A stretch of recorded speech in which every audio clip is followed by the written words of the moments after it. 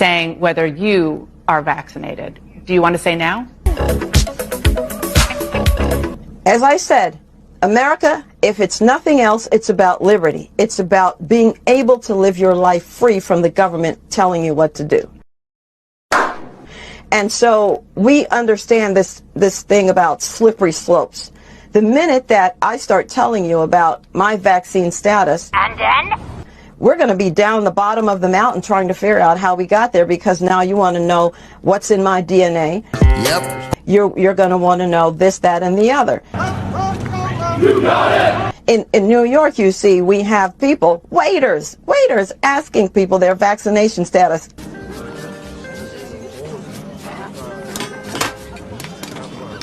And by the way, do you know what else they require? A photo ID to determine if this vaccine card you're presenting is really you.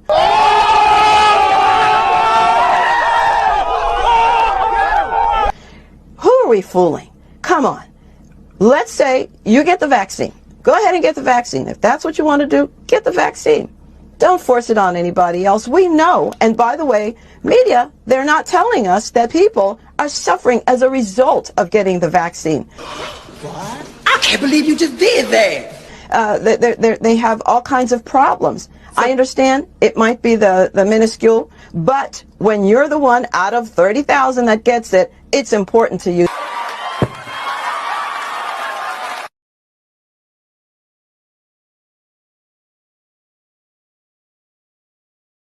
Within about 3 days after that he started to have hives and welts and joint swelling. Leo Smith was a year and a half old when he had a bad reaction to a vaccine, and tonight his mother is sharing his story for the first time. A federal vaccine court awarded him damages for serious injury. And new at 5, 10 News reporter Michael Chen found out the backlash from the measles outbreak has prompted his mother to come forward.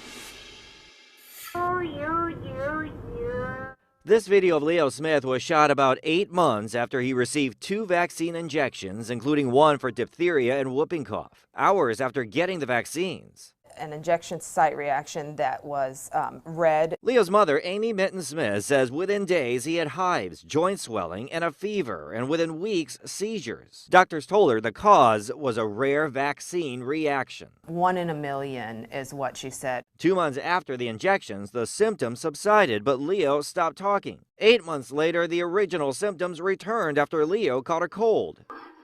This time, Leo developed an eye tic soon after he was diagnosed with autism and later other neurological disorders like Tourette's syndrome.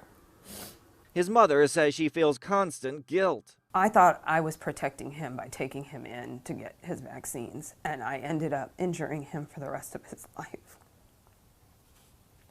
She took her case to a federal program set up for vaccine injuries. The vaccine court ruled that the vaccine did in fact injure Leo and awarded him $55,000. The judgment did not cover the autism diagnosis. U.S. health officials have said 3 decades of research have shown vaccines are safe and have disproven any links to autism. I think that there is an association somehow that needs to be looked further into. Minton-Smith says she's sharing her story because of the measles outbreak and the backlash against parents who do not vaccinate. I regret not looking into it, and now it's too late. Michael Chen, 10 News.